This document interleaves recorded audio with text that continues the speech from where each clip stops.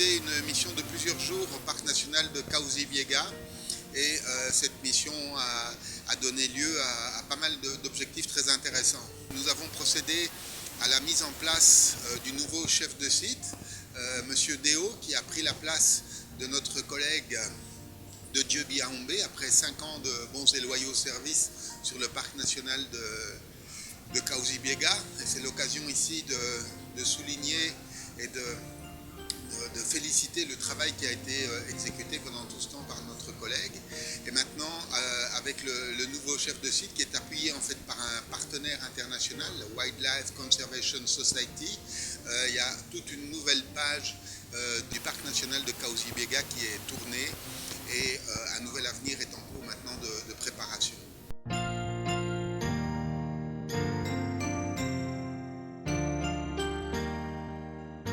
J'ai rencontré ce matin un de nos éco-gardes qui a été blessé lors d'une embuscade perpétrée par les M23 hier matin à 10 h dans le nord du parc national de Virunga. Et notre collègue a pris une balle dans le dos et qui s'est logé juste à côté de la colonne vertébrale. Ce qui fait que pour l'instant on ne peut pas extraire le projectile parce qu'il est trop près des nerfs. Donc j'ai pu parler avec lui, il est en bonne santé, mais c'est l'occasion encore une fois aussi de souligner l'inquiétude majeure que nous avons sur le terrain où nos gardes sont confrontés à des groupes armés extrêmement violents et qui contribuent à entretenir un grand désordre, une grande perturbation dans nos milieux ruraux. Nous avons eu à discuter de la récente interpellation de braconniers, d'exploitants illicites de petites mines d'or artisanales au sein même de notre réserve. Et donc ça a été l'occasion bien sûr de mettre les choses au point avec nos collègues de la justice de façon à ce que les procédures juridiques soient suivies jusqu'au bout et que les contrevenants illégaux soient punis et exécutent leur peine.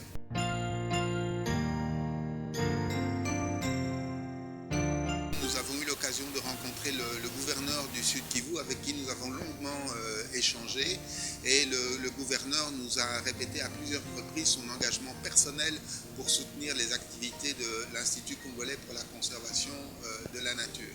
Alors c'est évidemment pour nous toujours un grand encouragement d'avoir l'appui des autorités publiques. Comme vous le savez bien, l'ICCN est sous la tutelle de 3 grands ministres qui sont Madame la VPM à l'environnement et au développement durable, Monsieur le ministre Modero Nsimba, ministre du Tourisme, et Monsieur Gilbert Kabanda, ministre de la Défense nationale et des anciens combattants.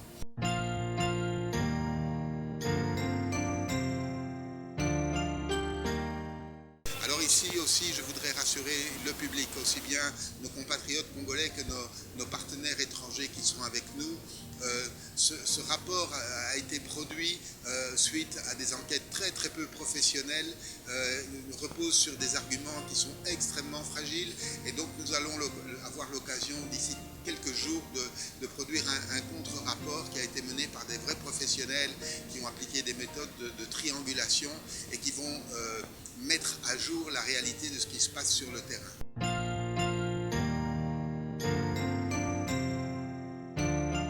J'ai moi-même, lors de ma visite à Chivanga, sur le parc national de Cauzi-Biega, rencontré un groupe de pygmées avec qui nous avons discuté pendant près de 2 heures. J'ai bien entendu leurs revendications, qui sont tout à fait normales, mais surtout, j'ai bien entendu leur volonté de coopérer avec l'ICCN pour assurer la conservation de la nature.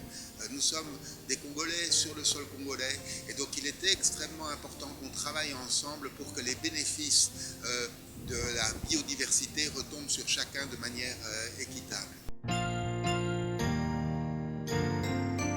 C'est l'occasion pour moi ici de souligner qu'aujourd'hui la destination Parc national Cauzi-Biega pour les touristes est ouverte. Pas seulement pour les touristes étrangers, mais aussi et surtout pour les touristes congolais. Donc je profite de l'opportunité ici pour inviter nos compatriotes.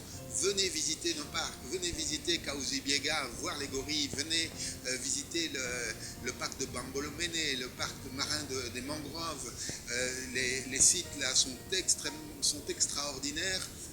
Tout le monde aime y aller, le papa, la maman, les enfants, donc vraiment déplacez-vous.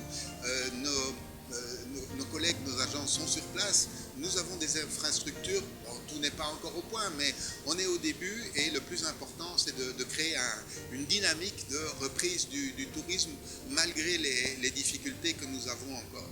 Nous devons faire maintenant confiance à nos forces armées dans les zones qui sont encore insécurisées.